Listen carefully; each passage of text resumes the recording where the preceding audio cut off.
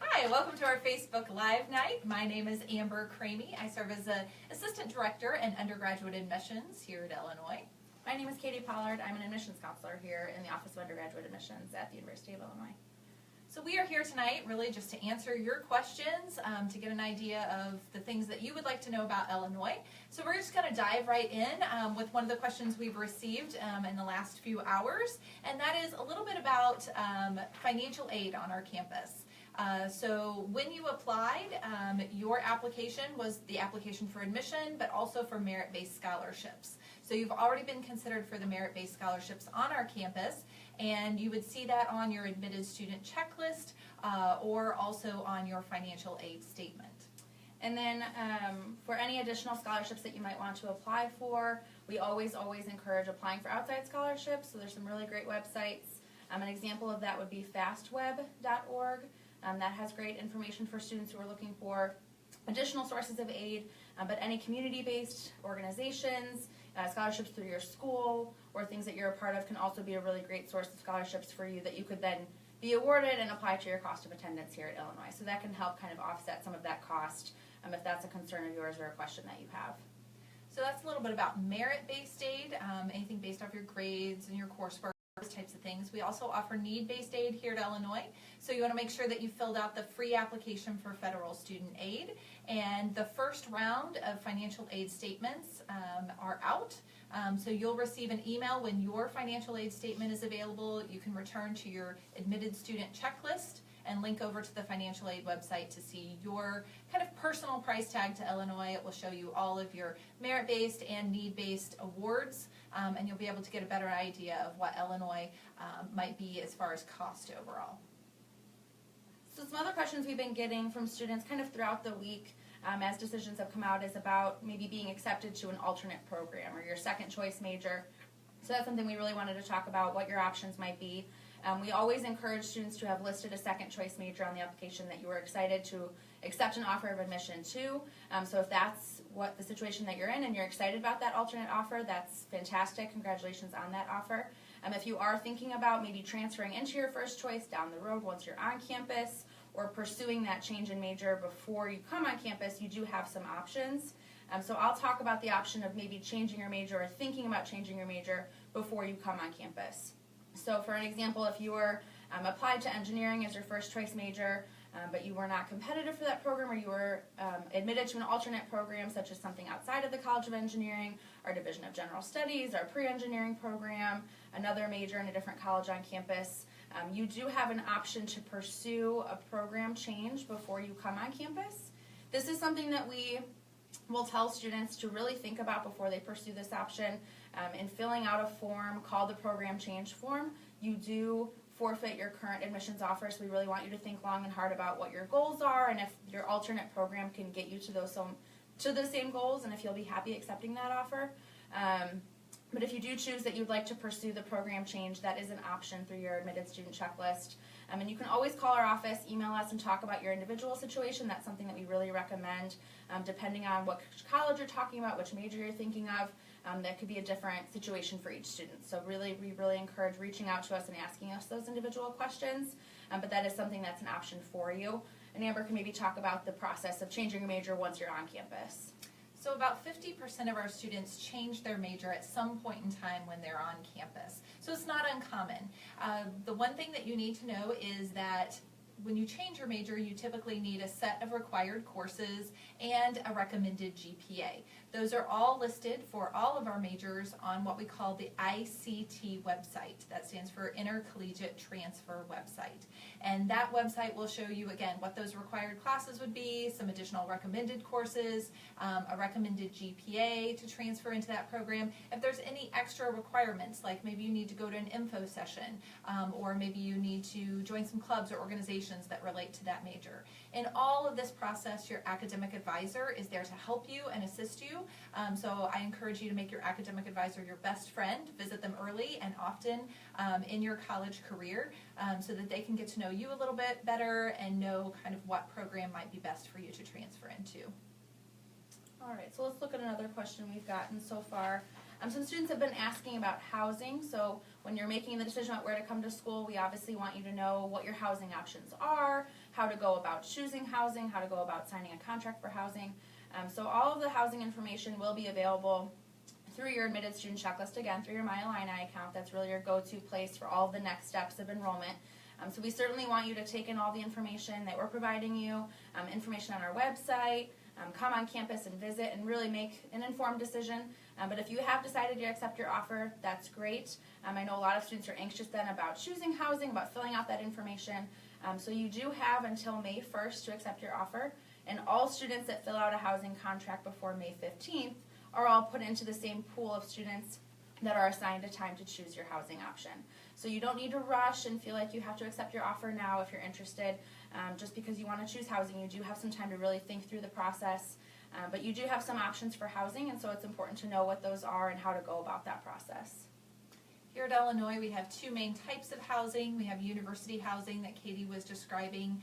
Then we also have private certified housing, which is not owned by the university, but is approved as a safe and productive place for you to live your freshman year. These act more like independent apartment complexes. You have an independent contract. So actually you can contact those individual units now. They tend to be a little bit more suite style. Sometimes they offer different amenities, and typically they're a little bit more kind of above the typical cost of a university residence hall, but there are others that are a little bit less than the university residence hall. So they're on both sides of that. So it's a little bit different than what you'll see at other college campuses that just have the university housing. We also offer that private certified option if you're looking for some unique amenities that you might enjoy while you're here.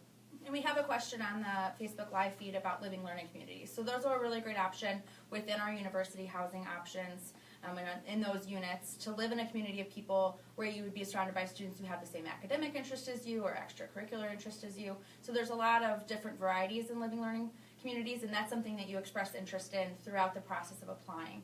The question is, when would they find out about being chosen for the living learning community? Mm-hmm.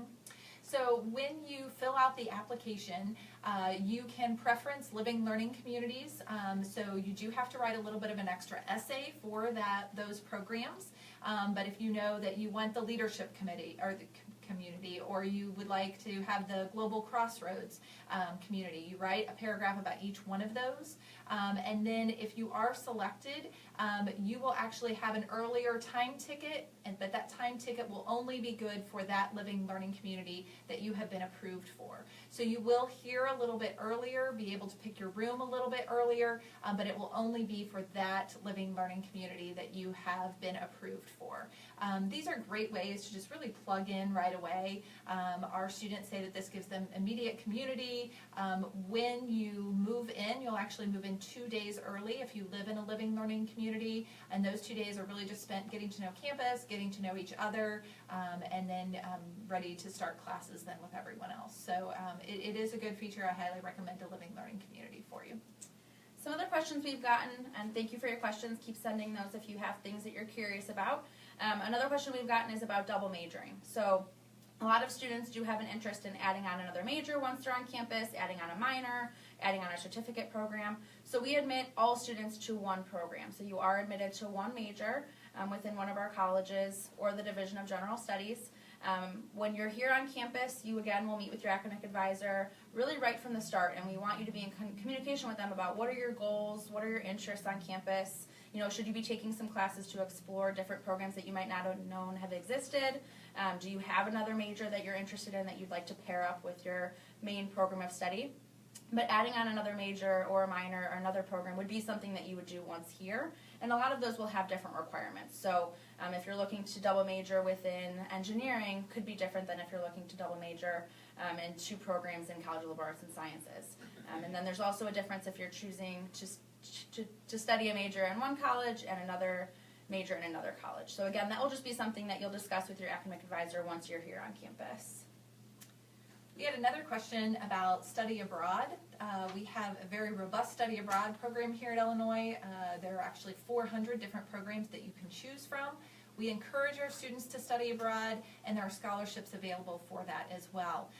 The question particularly was, do you pay the same tuition that you would during the school year if you're studying abroad? And typically, yes. If it's a University of Illinois program, then you're basically paying your tuition here, but you're studying abroad. There are other fringe programs that actually do not belong to our university, but our students can take those programs, and then in that case the cost might be a little bit less or a little bit more depending upon the program that you pick. But typically, if it's a program that we administer, you're paying the same tuition that you would pay during a normal semester. We've also been getting some questions on the feed about being a James Scholar or being a part of an honors program. So that's fantastic. That was something that would have been awarded through your admitted student checklist again. And so each college on campus has its own honors program called a James Scholars Program. And if you're a part of that, you should have received some information from your college about what that program entails, a little bit more information about specifics, as each program in the colleges is a little bit different, but they all have just some extra perks, sometimes some additional classes you can take, additional work with faculty members, some additional research opportunities, and a really cool perk is that starting your second semester on campus, you get to register for classes first, even before the seniors do. So there's just some additional things that you have opportunities to partake in, and there's no additional cost to being in those programs. But you should either have already received some information from your college about that program, or you will be receiving that soon. And all of their websites also have some really good information about highlights of that program to really give you some information about what that is that you've been chosen to be a part of. And the nice thing is, even if you're not chosen as a James Scholar your freshman year, you can self-nominate to be a part of that program later on down the road. So talk with your academic advisor again. They can tell you what it takes to be a James Scholar in that particular college, and then you can shoot for that in the following year. Yes. And so we've also gotten some questions about visiting campus. I think it's a really great option. I talked about making an informed college decision. So really trying to come to campus, if that's at all possible for you, I think is a great way to really get a sense of what campus is. Can you picture yourself going to class here every day, talking to our current students, finding out what they're a part of, what their experience has been like here, getting some more information from our staff members about the logistics of admissions, what your next steps are. So if you do live within a distance that you can come to campus, we always would welcome you here. If you don't, if you live a little bit further away, we have some really great information on our website, some virtual tours you can take, pictures of campus. So I think that that's a really good way too, just to get a sense of what kind of campus we are. And always, call our office too. We can always talk through particular questions that you might have about experiences that you're interested in, getting out of your Illinois experience, the 4 years that you're here. What are you looking to gain, and do we have that here for you? But I think that's a really unique experience, is to come to campus, make sure that it feels like a right fit for you. So Monday through Friday, we offer an admitted student presentation starting at 10, and then that's followed by a tour of campus. You can also request individual meetings with your college or department. And then we'll also have some large open house days. So we have 7 days that are day-long programs called Admitted Student Days, and you can register for those online. So you have some options there depending on what you want to get out of your day. Just to revisit some housing, we've gotten some questions about particular places to live depending on your major, or if there are particular types of rooms within particular buildings. Both our university housing and our private certified housing have really, really great websites that you can get some more information about particular buildings you might be interested in, where are the buildings located. If you know what your major is, you can start getting a sense of where some of your classes might take place and where you might want to be, depending on where you'd like to live on campus, keeping in mind that as a freshman student, you will be taking classes kind of all over depending on what general education requirements you're taking, what electives you choose, so you don't really necessarily need to be near where your college is housed, but it can be helpful if that's of interest to you. But if you are wondering about, if I'm an engineering student and where should I live, I think our housing website is a really great our site for information about, where are those buildings located and where do you want to be nearby. We also received some questions about students who maybe want to go on to a next step after their undergraduate degree. So if you're thinking about graduate school, med school, law school, physical therapy programs, we can help prepare you for those as well. So we have a great careers services center. They meet with our pre-med students freshman year, and they tell them they need to be, job chatting within the hospital environment. They need to do the certain things and then prepare for the MCAT that junior year. They even bring in med schools for a med school fair, so you can shop for med schools right here on our campus. And so if you're thinking about pre-professional schools or any type of graduate work, we can help you do that as well. Again, talking with your academic advisor and letting them know that's in your future is really important. And again, just to revisit a topic that we talked a little bit about earlier, if you're just tuning in, financial aid, please look at your admitted student checklist to see if your financial aid award letter is available. If you have particular questions about the aid that you've been awarded, if it seems that you need a little more or whatever the situation is, we really encourage you to reach out to financial aid to better understand what that award letter means for you and talk about your options. They have counselors like we do who are more than willing to talk to students and families about the financial aspect of making this informed decision. So please reach out to the Office of Student Financial Aid too for questions, especially as they get a little bit more in depth with the financial aid. We're here to help you through the admissions process and want to help make information as clear as possible, but they're really the experts when it comes to financial aid.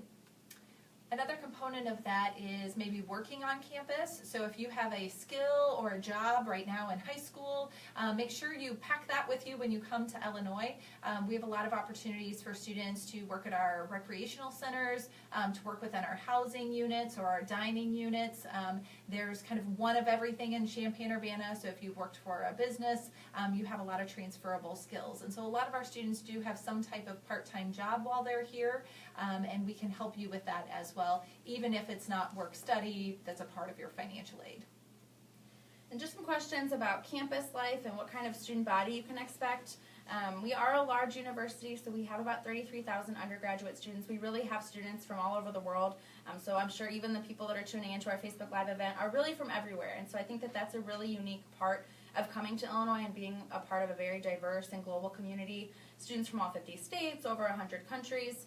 So you're really a part of a group of people that you will have friends that you get to know who are very much like yourself, and people that you get to know and friends that you get to know that are very different from you and come from different walks of life. So I think that that's, again, just a really great opportunity being at a school like Illinois, being surrounded by people who have such different interests academically, extracurricularly, come from different backgrounds. I think that that's a really unique part and really sheds a lot of light on the experiences that you have here, is that there's so many people doing so many different things that if you're looking for something, you'll be able to find that. And if you don't know an opportunity exists yet, you'll have a lot of doors open to you at a school like Illinois. So we do have over 1,000 clubs and organizations for you to choose from. So that's a great way to kind of meet those smaller groups of people who have maybe similar interests, but different backgrounds. So maybe you share the fact that you all like the same television show, or you like to play a certain, you like to play cricket on the quad or something like that. And so by joining, we typically, suggest maybe join 5 organizations, maybe one that's a service organization, maybe 2 that are just for fun, and then maybe 2 that relate directly to your major, that will, bring in special speakers and let you learn more about the industry that you're eventually going into.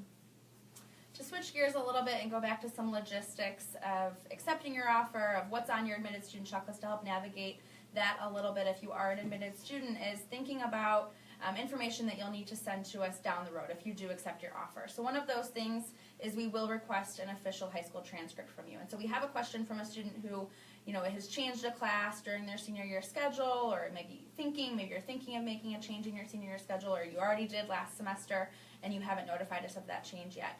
That is information that we need to know.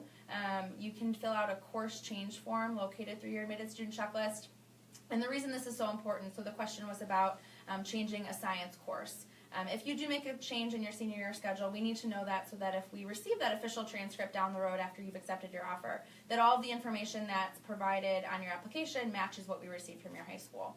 So if you've made a change in your schedule, if you're thinking about that, always give us a call and we can kind of talk you through that process. If you're still thinking about the change, if you're wondering if it will affect your admission in any way. But if you have made a change in your schedule, and you know that that's something you will be doing, please go ahead and fill out that course change form so we have the most up-to-date information as possible, so it doesn't cause any problems down the road in the process.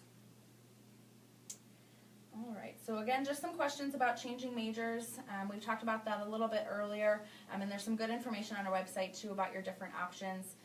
But again, please call our office if you have more particular questions about changing from one major to another, one college to another. Some of those ins and outs can be a little bit different depending on what program you're thinking about. You had a question about students maybe traveling to and from campus and how that might be possible. So we do have an airport here in Champaign-Urbana. It is on our city bus route as well, so you just show your ID and you can go back and forth to the airport, as well as the bus station and the train station here in Champaign-Urbana. So it's easy to get back and forth from major metropolitan areas. We also have something called the Illini Shuttle or Peoria Charter. These are charter bus companies who offer tickets, and then they go up to the Chicago suburbs or the Chicago airports. So if you're flying into O'Hare, you can then buy a ticket for one of these buses. It will bring you down to campus, and usually the cost for that is between $30 and $40 for one of those tickets back and forth. So there are some different transportation options. Once you're here in Champaign-Urbana, we do have a great bus system. Again, you just show your ID. You can go anywhere on campus as well as into downtown Urbana or downtown Champaign. So a question from Noah is about the internship or co-op process. So a lot of our students on campus, we talked a little bit about working on campus, career services, those types of things. A lot of our students will pursue an internship while they're here on campus. That's something that we really encourage to get some hands-on experience, some in-depth knowledge of your field, whether that's here on campus, nearby campus, during the summer, back where home is, or somewhere in a new city that you want to explore and have a different experience. So it is, again, just very dependent on your individual program of study, what your goals are, what type of experience you're interested in getting, but you will have some really great people here on campus willing to help you find those experiences. So again, we've talked a lot about your academic advisor. That's a great person to go to, who is really tuned into different opportunities. Career services is a fantastic service for students to really think about, again, what are your goals? How can we get you some experience in those? Fields that you're interested in pursuing. But again, it's just very dependent on kind of what experience you're looking for and when that process would take place. But we really, really always encourage students to go and seek out and do different internships to get a sense of what your career might want to be, or what you might want your career to be down the road.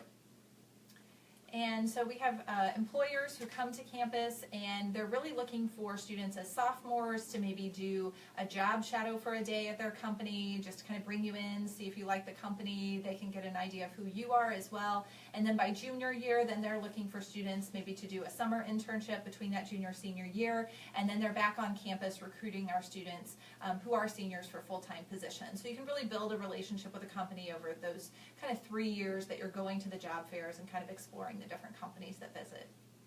So we had a question about the weather, which I think is a fantastic question. Again, bringing up the fact that we have students from all over. And so I recruit students in Southern California, so I often get this question, and it's a very different reality to come to a place that has rain and snow and thunderstorms and all of those things.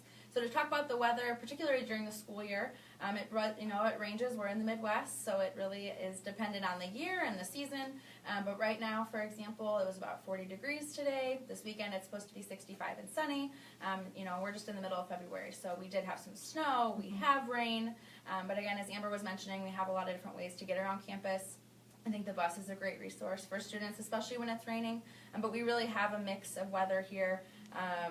It's windy because we're by cornfields. It's sunny. It's rainy. It's snowy. So it really just depends on the time of year and the day. So that's a good question, especially if you're not familiar with Midwest weather. But maybe add Champaign to one of your weather apps and start looking at what it is on a day-to-day basis, on a week-to-week basis, so you can get a really good sense of what that looks like. I also like to remind students who maybe aren't familiar with winter or snow, or not really interested in winter or snow, that you're on winter break for about a month between December and January. So maybe you would go back home for that time, and you wouldn't really be on campus to experience that. So that can always be something to think about as well. All right, so there's some questions on here about AP credit, and that's a really great question if you are a student who will be taking AP exams near the end of your senior year. So you can find some information on our website about how we award credit for AP scores. I think that that's a really great resource to keep, maybe bookmarked on your computer so you can reference that and set some goals for yourself on your AP exams to be awarded credit that you would be excited about coming to Illinois, having all of that credit behind you. But Amber can talk a little bit about how we award credit and what that looks like. So basically, if you score a 3 on the AP exam, we will give you some type of credit in that subject area, but it may be somewhat general elective credit overall. If you score a 4 or a 5, Typically, you're going to be awarded credit for one specific class on our campus, and you'll be able to go on to the next level of whatever that subject matter is. So it kind of varies on what your score is. It does depend on the particular subject matter as well. Sometimes our students will be encouraged to forfeit that AP credit. In the case of some of our math courses, you have that foundation. That is a great thing, but you may be encouraged to maybe forfeit that credit, take the actual class here on our campus, because maybe it covers a little bit more than your AP credit may have covered. So again, your academic advisor will sit down with you at summer registration. They'll talk with you about your AP class, how it was administered, who taught your class, what your score was overall, and how confident you feel in that. And then they'll work with you on that as well. And in that same question was question about credit hours and what does that mean? So that is one of those college terms that we throw around because it makes sense to us and we talk about that all the time. But for you, what does credit hours mean? So a credit hour is the time that you would spend in a class. So let's say, for instance, you'll have a psychology class that's 3 credit hours. So that means that you spend 3 hours a week in that class, typically 3 days a week or twice, 2 days a week. And a lot of students will take about 12 to 15 credit hours per semester. So that's usually about 4 to 5 classes a semester. And again, this is something that your academic advisor will make sense of for you. They'll kind of talk you through the process of how many classes you need to be taking each semester to make progress towards graduation. But that is a good question for someone who might not be familiar with that term. So thank you for bringing that to our attention. But again, you can also find some information on our website too, again, about AP credits, and that's where the credit hours information came up. But again, good question. And typically, if you're in class for 1 hour, you're probably doing about 2 hours of homework for that class. So even though we say maybe a class meets Monday, Wednesday, Friday at noon, maybe you'll spend 2 hours Monday, Wednesday, Friday in the evening working on projects for that class, doing homework, taking quizzes. So it's a little bit different schedule than you've experienced in high school, a lot more out of classroom work, group work sometimes. You're working with a group of people to put together a presentation, and so it's a little bit different than maybe what you've seen in high school. Another great question is about class sizes. I think that that's usually or naturally a concern when looking at a larger institution, so I want to talk about that a little bit. The question was particularly about class size in the College of Engineering. So really, depending on the major that you're in will dictate a little bit your class size, but usually as an incoming freshman you'll have some larger classes. That's something that we think is a great opportunity for students. It gives you a different learning environment that you might have had in high school. It kind of pushes you out of your comfort zone a little bit to try a different learning style. You still would have opportunities to speak with your faculty member, to speak with your professor, to meet other students in the class. So it's kind of a nice thing to be a part of a big class when you're a freshman, so you have a lot of people around you who are all in the same boat. But really throughout your 4 years on campus, you'll have a large variety in class sizes. So you really have a lot of freedom to figure out, what works for you, what doesn't work for you, what kind of class size are you interested in. The students we work with, some students will be in a class of 400, some students will take classes that are 15. So it really just depends on, what point of your academic career are you in here, what types of classes are you taking. And the reason we have big classes oftentimes is that our professors are phenomenal. So they're coming from their funded labs, talking about their own research. They've recently been published. Maybe they wrote the textbook that's used not only on our campus but campuses across the United States. And so we have those large classes so that more students can have exposure to that fantastic and oftentimes dynamic professor. I always say if you like the student-to-faculty ratio number, ours is 17:1. But if you go to office hours, which all professors are required to have, oftentimes your student-to-faculty ratio is 1:1. So if you're looking for that individual attention, it's here. You just have to take the initiative to go and meet with your professor. But they're here because they want to teach, and they're here because they care about students and they want to see you succeed as well. So if you spend the time to get to know them, it will definitely pay off for you. So thank you. Our time is up. So thank you for joining our event, for watching us. Please continue to reach out with these great questions that you're having. We're always accessible through email. You can call us during office hours. We are always willing to speak with you. You should have an admissions counselor assigned to you through your My Illini portal, so that can be a great person to reach out to with all these questions that you have. But really reach out through Facebook, Twitter. That's what we're here for. So again, thank you for tuning in. Have a great night.